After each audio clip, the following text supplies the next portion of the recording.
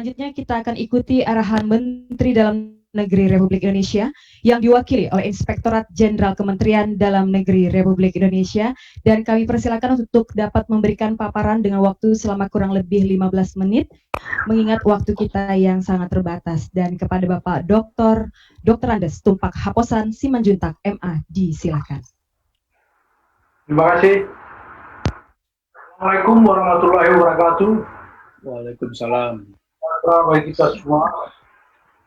Yang kami hormati Menteri Perencanaan Pembangunan Nasional, Kepala Bappenas yang diwakili oleh Bapak Deputi Bidang Pembangunan Regional, Pak Rudi. Yang kami hormati Bapak Gubernur, Wagub, Pak Sekda Provinsi Kalimantan Timur, Ketua DPRD Provinsi Kaltim, unsur pimpinan instansi vertikal yang ada di Kaltim, Bupati dan Wali Kota Sekaltim, Kepala Perangkat Daerah Pemerintah Provinsi Kalimantan Timur, unsur Forkompinda, dan tokoh masyarakat, pimpinan ormas, kepemudaan, dan akademisi. Pertama-tama, kami sampaikan salam dari Bapak Menteri Dalam Negeri yang berhalangan untuk memimpin acara ini, mengingat pada pagi ini nanti jam 8.30 akan ada ratas kabinet di ruang sebelah. Beliau titip salam pada Bapak Gubernur, Bapak sekalian dan hadirin yang berbahagia. Kita pantas mengucapkan puji syukur pada Tuhan di tengah-tengah suasana COVID-19 yang merebak di negara kita dan sudah berada di hampir 213 negara di dunia, dan kita diberikan oleh Tuhan kesempatan untuk bertemu di dalam acara RKPD Provinsi Kaltim 2021 meskipun secara video conference. Bapak sekalian, pelaksanaan RKPD ini merupakan implementasi dari pelaksanaan seluruh urusan pemerintahan, khususnya urusan pemerintahan konkuren, di mana salah satu tujuannya adalah untuk meningkatkan peran pemerintahan daerah di dalam pelaksanaan pembangunan daerah. Nah, untuk RKPD 2021, Provinsi Kaltim mengambil tema itu menumbuhkan industri hilir yang mendukung ekonomi kerakyatan dan ekonomi kawasan. Namun demikian, meskipun RKPD ini sebagaimana kami sampaikan tadi, itu kita berada di tengah-tengah penanganan COVID-19, meskipun nanti ini perlu penyesuaian, namun ini masih selaras dengan tema RKP 2021, terutama perubahan setelah COVID-19, yaitu mempercepat pemulihan ketahanan ekonomi dan kehidupan masyarakat dengan fokus pemulihan industri, pariwisata, dan investasi untuk penguatan sistem kesehatan nasional. Oleh karena itu, keselarasan tema ini baik di Kaltim maupun secara nasional, dan selanjutnya 10 kepala daerah kabupaten kota sekaltim agar juga melakukan penyelarasan dengan tema RKPD Provinsi tahun 2021.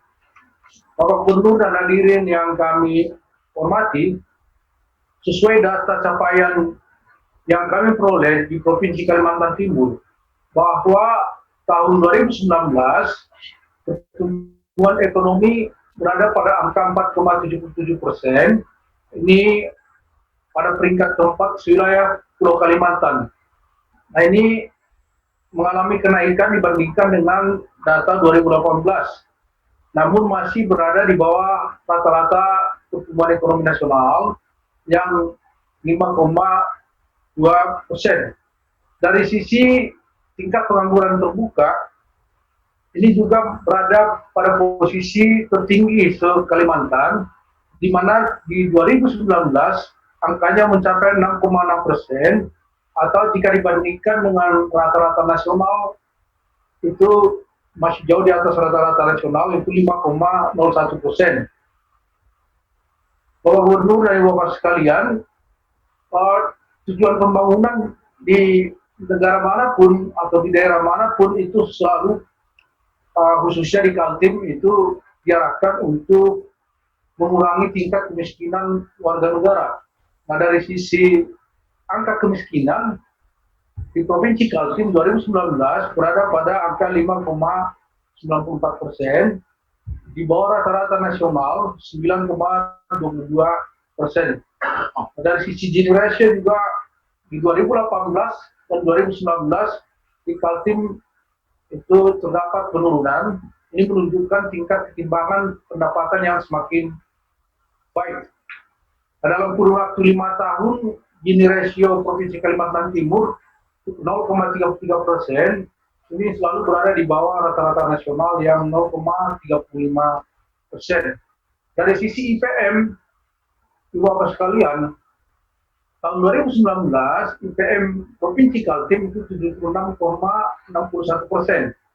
Ini berada di bawah rata-rata nasional 71,92%.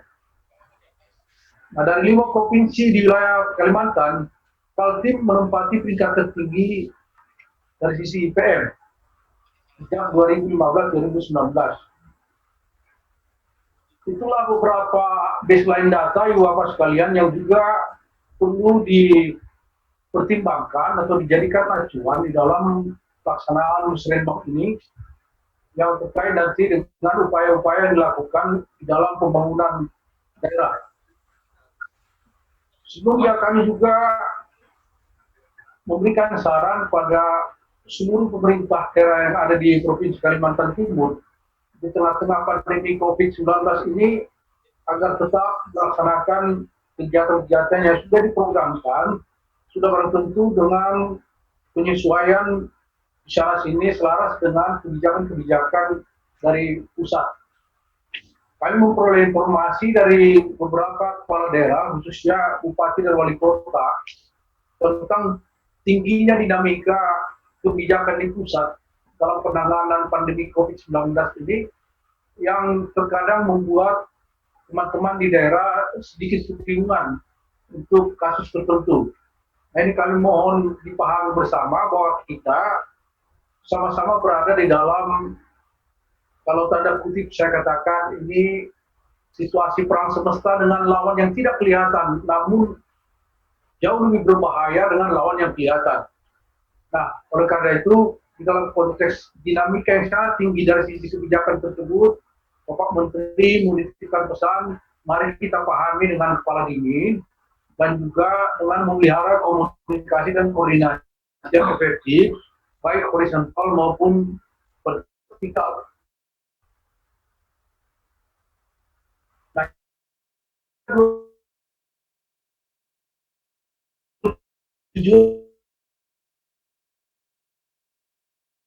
sudah terdapat 107 orang, 16, dan 12 orang dinyatakan sembuh, dan 1 korban jiwa. Nah, ini dengan angka sembuh ini, Bapak Gubernur dan Ibu Bapak sekalian, ini mari kita jadikan menjadi motivasi untuk lebih bersemangat lagi, untuk tidak perlu panik dan ketakutan sepanjang kita menjalani protokol penanganan COVID-19. Oleh karena itu, COVID ini akan berdampak pada pertumbuhan ekonomi yang nanti kemungkinan akan melambat, dan kemudian juga pada sektor-sektor tertentu, pariwisata, perdagangan, manufaktur, pertanian, ini juga akan membawa dampak. Nah, oleh karena itu, pemerintah telah mengkaji melalui Kementerian Keuangan dan sektor terkait bahwa ada 2 skenario nanti selama pandemi COVID-19 ini. Yang pertama adalah skenario darurat. Ini diasumsikan jika COVID-19 ini berlangsung selama 9 bulan ke depan. Nah, itu mungkin besar sektor strategis perekonomian Indonesia ada beberapa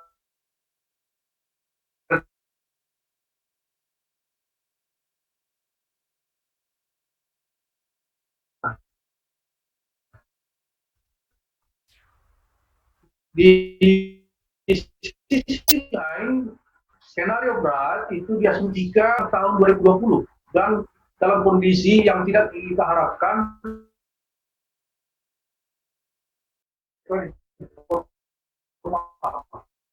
Nah, ini juga akan berdampak juga terhadap meningkat yang diperkirakan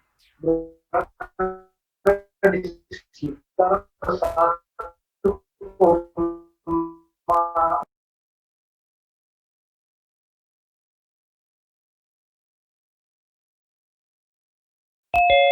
terutama perubahan perilaku masyarakat.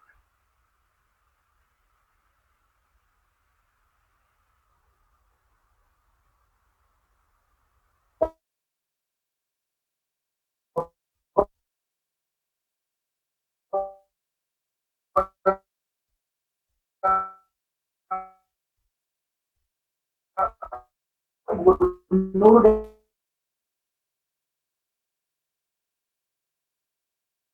Mendagri yang sudah dikeluarkan, pertama Permendagri 20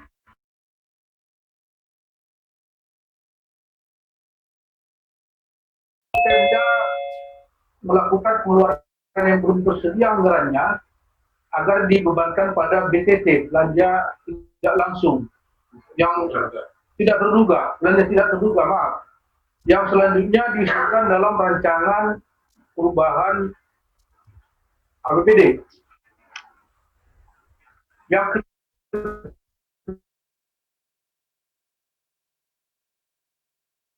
ketiga, BTT tidak berhasil penjadwalan ulang capaian program dan kegiatan lainnya, serta pengeluaran pembiayaan dalam tahun anggaran berjalan. Dan yang ketiga, apabila juga BTT belum mencukupi, ini dapat menggunakan uang kas yang tersedia. Nah, selanjutnya penjadwalan ulang capaian program kegiatan agar diformulasikan terlebih dulu di dalam perubahan dokumen pelaksanaan anggaran satuan kerja perangkat daerah dalam waktu paling lama 1 hari. Nah, yang kelima, mekanisme pergeseran perubahan DPA melalui perubahan penjabaran APBD yang ditetapkan di dalam Perkada dan nanti dimasukkan dalam Perda perubahan APBD. Di samping itu, Bapak Gubernur dan Bapak hadirin sekalian, Mendagri juga telah menetapkan instruksi Mendagri nomor 1 tahun 2020 tentang pencegahan, penyebaran, dan percepatan penanganan COVID-19 di lingkungan Pemda. Antara lain ada kebijakan di sana. Yang pertama, segera dilakukan percepatan pengutamaan perubahan alokasi anggaran untuk meningkatkan kapasitas penanganan kesehatan, penanganan dampak ekonomi COVID-19, dan penyediaan JPS atau Social Safety Net. Yang kedua, agar dilakukan koordinasi dengan Forkompinda, ormas, dan tokoh masyarakat atau agama, terutama untuk sosialisasi himbauan para masyarakat agar mudik guna menghindari penyebaran COVID-19. Nah, untuk ini di berbagai daerah telah dilakukan protokol mudik dan kami mengharapkan seluruh kepala daerah melakukan sosialisasi dan menghimbau masyarakat daripada nanti dalam perjalanan mudik mengalami hambatan atau masalah yang akan mempersulit mereka. Selanjutnya juga koordinasi ini kita harapkan Bapak memberikan arahan secara berjenjang sampai pada level desa untuk menghindari stigma negatif yang berlebihan terhadap pemudik. Nah, yang ketiga, Mendagri ini diarahkan juga agar dipastikan dan dilakukan pengawasan terkait dengan kecukupan dan kelancaran distribusi sembako di daerah. Di ratas 2 hari lalu, Menteri Perhubungan sudah menyampaikan dan menegaskan untuk transportasi yang mendukung penanganan kesehatan COVID-19, juga distribusi logistik di daerah, dan juga pelaksanaan tugas-tugas penting ini agar didukung kelancarannya. Nah, yang kedua, aktivitas industri dan pabrik serta dunia usaha yang menghasilkan kebutuhan pokok masyarakat dan alat-alat kesehatan dalam rangka penanganan COVID-19 agar juga dipastikan dapat tetap berjalan. Yang keempat, di Inmendagri ini diarahkan juga untuk refocusing dan perubahan alokasi anggaran agar dilakukan dalam jangka waktu paling lama 7 hari sejak ditetapkannya Inmendagri ini dan dilaporkan melalui hotline yang seperti di layar. Dan meskipun sudah ada dinamika nanti di SKB dengan Menteri Keuangan, karena pemerintah sangat menyadari situasi dan kondisi lokal sehingga waktu 7 hari ini tidak memungkinkan untuk dipenuhi. Nah, khusus untuk refocusing dan realokasi anggaran, Bapak Gubernur selaku wakil pemerintah pusat juga kami mohonkan peran Bapak dibantu Wagub untuk melakukan pembinaan dan pengawasan kepada kabupaten kota melalui peran APIP untuk mengawal OPD di dalam melakukan refocusing dan realokasi. Juga koordinasi dengan BPKP maupun APH, Jaksaan dan Kepolisian, supaya di samping arahan-arahan dari berbagai pejabat pemerintah seperti KPK, LKPP, BPK yang sebelumnya sudah dilakukan melalui video conference, dengan pendampingan APIP dan instansi terkait lain yang saya sebutkan tadi, teman-teman OPD terutama di daerah lebih yakin lagi melakukan refocusing dan realokasi anggaran. Nah, yang kelima, di dalam Inmendagri ini diminta agar Pemda juga melaksanakan percepatan refocusing dan dilakukan rasionalisasi terhadap dana transfer. Nah, yang terakhir, seperti saya sampaikan tadi, peran APIP agar dioptimalkan melakukan pembinaan dan pengawasan secara berjenjang.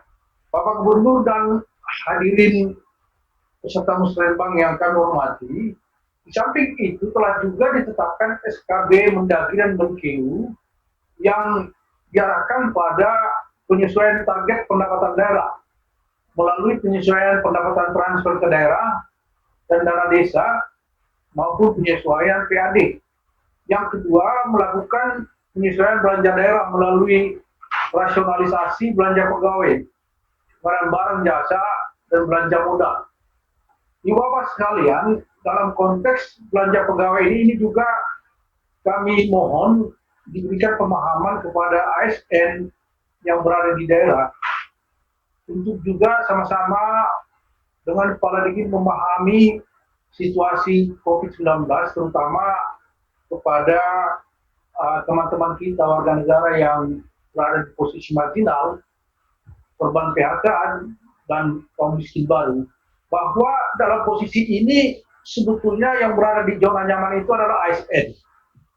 Oleh karena itu dimohon pada ASN juga agar juga tidak juga menyinggung lagi kompensasi tambahan dari penghasilan yang kita peroleh selama ini, THR dan lain-lain. Nanti apabila ada arahan dari Gubernur, Bupati, Wali Kota, dimohon nanti dipahami bersama bahwa kondisi kita sangat sulit. Nah, di dalam SKB ini yang ketiga juga diarahkan untuk melakukan penyesuaian pendapatan dan belanja untuk digunakan mendanai bidang kesehatan, jaring pengaman sosial, dan pengamanan dampak ekonomi.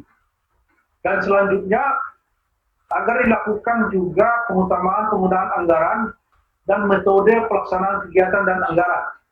Nah, ini batas waktu pelaksanaan SKB ini, penyampaian laporannya, terutama untuk hasil penyesuaian APBD dilakukan paling lama 2 minggu setelah SKB ini ditetapkan. Nah, pengalaman kami dalam konteks Binwas, Ayu Bapak sekalian, pendampingan APIP sudah berjalan efektif meskipun dilakukan secara online pada bagian tertentu dan juga secara fisik dilakukan pendampingan juga apabila memungkinkan. Kurang lebih sudah berada pada 85-90% pendampingan APIP dan diharapkan ini dapat nanti menghindari masalah-masalah yang ada ke depan yang berpotensi maksud kami. Nah, berdasarkan SKB tersebut, ada 3 fokus penggunaan hasil penyesuaian anggaran. Yang pertama, untuk belanja bidang kesehatan agar difokuskan pada pengadaan alat pelindung diri APD tenaga medis. Kemudian yang kedua, sarpras layanan pada masyarakat.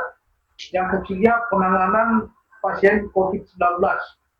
Yang kedua, untuk penyediaan jaring pengaman sosial.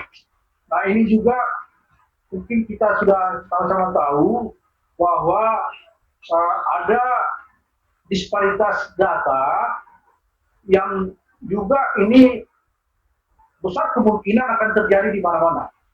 Oleh karena itu dimohon bantuan Bapak Gubernur, terutama melalui OPD, dan juga Bupati Wali Kota, untuk menyikapi di lapangan dan mengambil diskresi untuk menyelesaikan masalah sesuai dengan situasi dan kondisi lokal. Nah, kemudian untuk penanganan dampak ekonomi, itu diarahkan di dalam SKB ini terhadap pemberdayaan usaha mikro, kecil, dan menengah, serta koperasi dalam rangka memulihkan dan menstimulasi kegiatan perekonomian di daerah. Nah, secara nasional, ini untuk usaha mikro dan ultra mikro, dari data atas yang kami peroleh, ada data sementara 43 juta usaha mikro dan ultra mikro seluruh Indonesia yang perlu dilakukan intervensi untuk penyaluran bantuan. Nah, untuk itu dimohon juga nanti seluruh kepala daerah yang ada di Provinsi Kalimantan Timur melakukan juga pendataan untuk membantu pemerintah nanti, dalam hal ini Menteri Koperasi dan UMKM dan Menkeu, untuk sinkronisasi data. Bapak Gubernur dan hadirin serta musyawarah yang kami hormati, dalam perubahan RKPD 2020 dan penjabaran APBD 2020 dalam rangka penanganan COVID, diminta atensinya terhadap hal-hal sebagai berikut. Agar dilakukan revisi perkada penjabaran APBD 2020 tanpa melakukan revisi RKPD dan revisi APBD tahun anggaran 2020. Nah, daerah tetap memperhatikan pencapaian outcome dan program-program yang ada. Selanjutnya, penambahan, pengurangan, dan perubahan program kegiatan RKPD 2020 dapat dilaksanakan tanpa didahului perubahan RPJMD dan Renstra.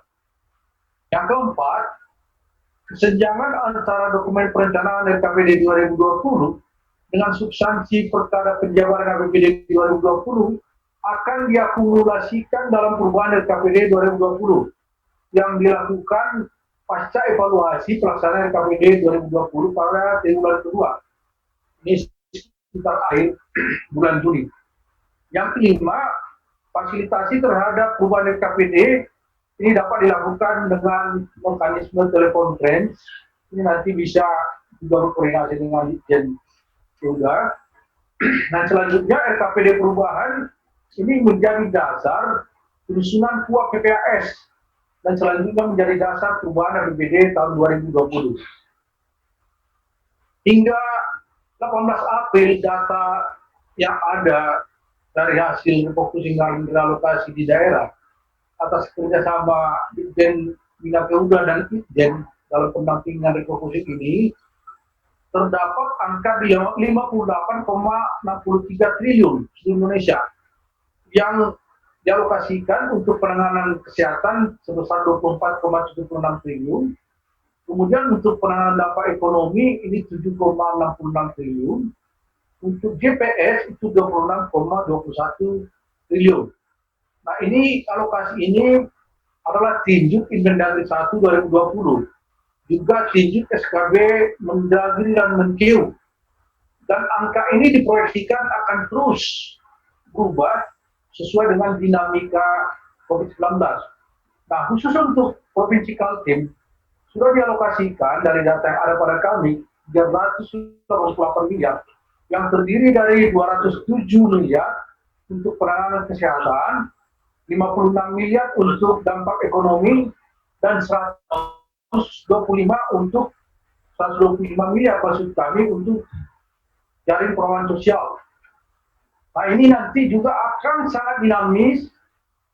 Bapak Gubernur dan Ibu Bapak sekalian, Bupati dan Wali Kota, oleh karena itu dimohon nanti diupayakan efektivitas terhadap dinamika ini, dan kemungkinan akan ada juga nanti refocusing dan realokasi lanjutan nanti sesuai dengan situasi dan kondisi lokal.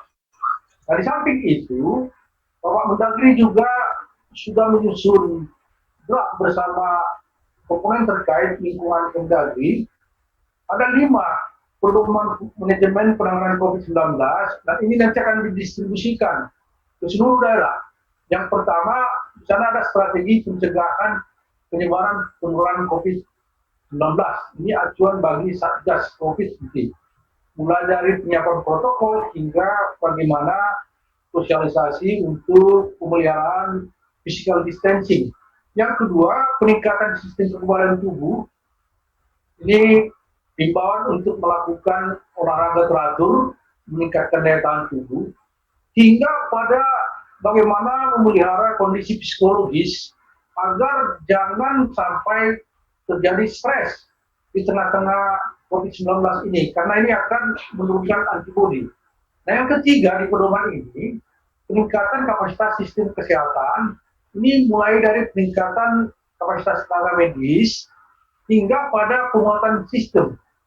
Artinya rangkaian dari subsistem yang dibutuhkan nanti, mulai dari deteksi dini hingga kepada penyediaan sistem informasi geografis untuk mempermudah penanganan COVID-19 ini.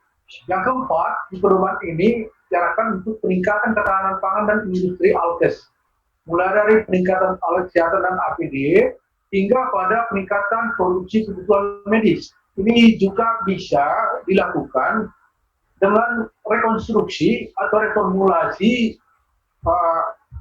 industri-industri yang ada di daerah, seperti sudah dilakukan di beberapa daerah, misalnya di Bali dan Gorontalo maupun Sulawesi Utara, telah dilakukan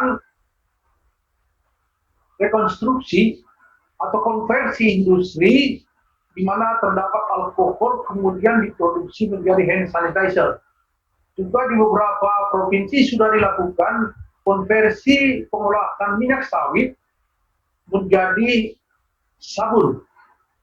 Nah, jadi sabun diyakini lebih cepat dia melarutkan COVID yang konon katanya itu diselimuti oleh lemak. Jadi di pedoman ini sudah dijelaskan semua. Dan yang terakhir di pedoman ini, yang kelima adalah memperkuat jaring pengaman sosial atau social safety net, mulai dari menciptakan stimulus ekonomi hingga program bantuan langsung ke masyarakat.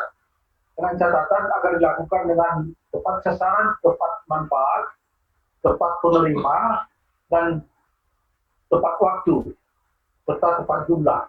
Oleh karena itu, dimohonkan nanti peran serta seluruh jajaran pemerintah daerah mengawal 5 poin dalam pedoman ini. Dan segera kami nanti meminta Dirjen Apil untuk mendistribusikan ke seluruh daerah. Bapak Gubernur dan peserta Musrenbangnas yang kami hormati, Musrenbangnas sebagai suatu rangkaian kegiatan yang tidak terpisahkan dari Rakorgur yang sudah dilaksanakan 3-4 Maret lalu, dan juga Rakortek Srenbang yang juga sudah dilaksanakan di Surabaya untuk Regional 1 pada 3-6 Maret dan di Bandung untuk Regional 2 10-13 Maret 2020. Nah, Musrenbangnas 2020 ini akan difokuskan pada pendalaman major project dan proyek-proyek prioritas. Kemudian yang kedua, usulan baru terbatas dari pemerintah provinsi dengan mempertimbangkan kondisi dan isu perkembangan daerah yang dianggap krusial untuk ditinjau oleh KL. Oleh karena itu, pencapaian target pembangunan nasional sebagai stigma seluruh komponen bangsa, termasuk Pemda, dalam penyelenggaraan urusan pemerintahan yang dimbannya, nah, untuk menjamin terwujudnya sinergitas sudah dilaksanakan melalui Rakortek Renbang yang sudah diselesaikan sesuai jadwal yang saya bacakan tadi.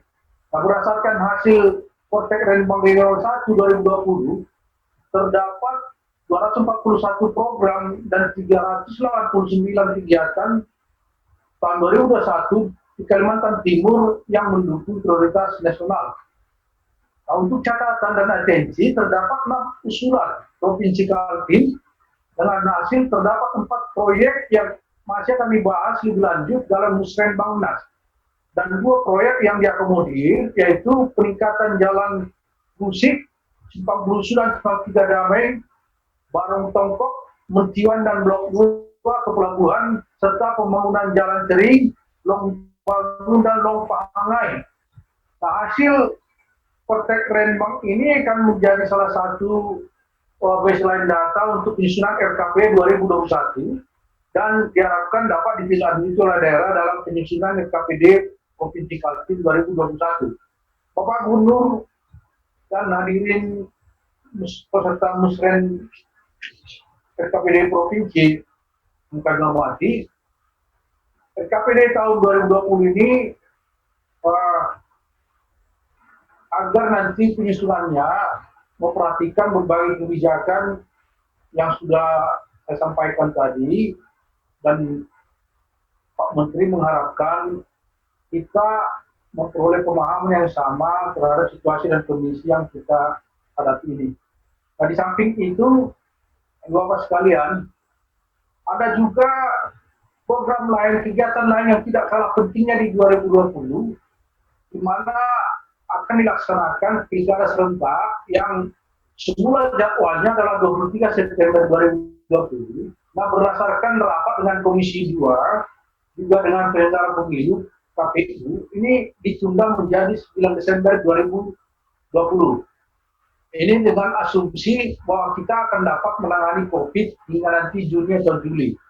Nah, jika COVID-19 atau penanganan COVID-19 belum juga bisa mengatasi itu, kemungkinan besar ini akan diundur ke 2021. Di Kaltim ada 9 daerah yang melaksanakan pilkada: Samarinda, Balikpapan, Bontang, Bukar, Kutai Timur, Kutai Barat, Mahakam Ulu, Kabupaten Pasar, dan Berau.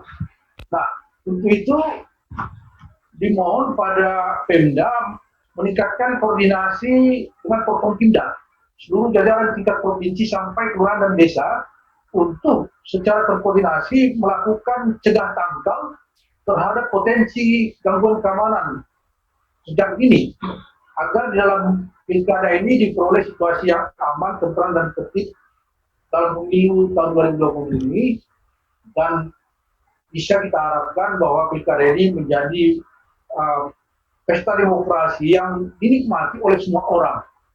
Bapak Gubernur dan seluruh hadirin peserta musrenbang yang kami hormati, di dalam penyusunan RKPD 2021, Kemdagri menyiapkan 2 senario, yaitu senario 19 COVID-19 berakhir 2020 dan senario COVID-19 berlanjut 2021. Nah, untuk senario kedua, apabila COVID-19 masih berlanjut hingga 2021, diharapkan pada pemerintah daerah, pertama, melakukan pemulihan ekonomi pasca COVID-19 pada sektor strategis, dan kemudian difokuskan pada strategi pencegahan penyebaran, penularan, dan pengobatan COVID-19 hingga memperkuat GPS. Dan yang kedua, melakukan dukungan terhadap program mendesak lainnya di daerah dan program strategis nasional. Bapak sekalian, apabila skala pertama diasumsikan COVID-19 berakhir 2020, maka Pemda diminta untuk melakukan pemulihan ekonomi, terutama terhadap sektor pariwisata, perdagangan, industri, pertanian, dan UMKM. Yang kedua, tetap melaksanakan 5 arahan utama Bapak Presiden, yaitu mulai dari pembangunan SDM secara terus-menerus, hingga kepada melaksanakan transformasi ekonomi. Ibu-bapak sekalian, sehubungan dengan proses penyusunan RKPD 2021 ini, ada beberapa hal juga yang Pak Mendagri memohon atensi dan mengingatkan antara lain. Pertama, lakukan reformulasi target kinerja Pemda akibat dampak pandemi COVID-19. Yang kedua, tetapkan sektor kesehatan sebagai salah satu fokus pembangunan pasca pandemi COVID-19. Yang ketiga, tingkatkan ketahanan pangan. Nah, khusus untuk ini Bapak Mendagri meminta atensi seluruh kepala daerah bahwa ketahanan pangan ini bisa dioptimalkan mulai dari identifikasi potensi pangan lokal hingga pada verifikasi kebutuhan masyarakat. Artinya komoditi apa yang sangat relevan dibutuhkan oleh masyarakat, dan juga agar dilakukan juga identifikasi lahan-lahan yang memungkinkan untuk dapat dilakukan optimalisasi peningkatan ketahanan pangan ini. Yang keempat, tetapkan kebijakan yang mendorong pertumbuhan lapangan kerja atau kegiatan yang pro-job.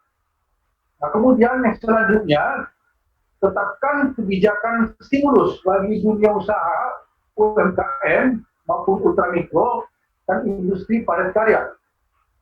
Yang keenam, alokasikan belanja hibah dan bansos sebagai rangkaian pasca pandemi COVID-19 dalam upaya perluasan jaring pengaman sosial. Yang ketujuh, efisiensi dan efektivitas belanja pemerintah daerah. Mohon izin kepada Bapak Tumpak, ya, mohon dipersingkat Bapak karena sudah melewati batas waktu yang telah ditentukan. Satu menit lagi. Pak Gubernur, Bapak Bupati dan Wali Kota Provinsi Kalimantan Timur, dalam konteks pelaksanaan berbagai kebijakan tadi, baik arahan pusat maupun diskresi daerah, Bapak Menteri memberikan perhatian kepada konteks Binwas, peran gubernur selaku wakil pemerintah pusat, untuk nanti dapat melakukan Binwas terhadap kabupaten kota, juga melakukan koordinasi dalam pengawasan teknis oleh sektor maupun OPD dalam pengawasan kegiatan KL yang ada di daerah. Bapak sekalian yang kami hormati, demikian beberapa hal yang bisa kami sampaikan Bapak Mendagri. Sekali lagi mohon maaf dan salam dari beliau. Semoga Bapak Gubernur, Pak Wagub, Pak Sekda, seluruh jajaran OPD provinsi dan kabupaten kota dan masyarakat Kaltim dapat dengan semangat menjalani program kegiatannya meski di tengah-tengah pandemi COVID-19 ini, dan kita berdoa bersama dan mengharap pada Tuhan Yang Maha Kuasa agar COVID-19 ini bisa diatasi sebaik mungkin. Apabila ada hal-hal yang kurang lebih di sana sini di dalam koordinasi pusat dan daerah, atas nama Pak Mendagri kami menyampaikan permohonan maaf yang sebesar-besarnya dan selamat melaksanakan Musrenbang RKPD 2021. Dan kirim salam dari segenap jajaran Kemendagri dan pemerintah pusat. Demikian, Assalamualaikum warahmatullahi wabarakatuh. Terima kasih kepada Bapak Tumpak Haposan.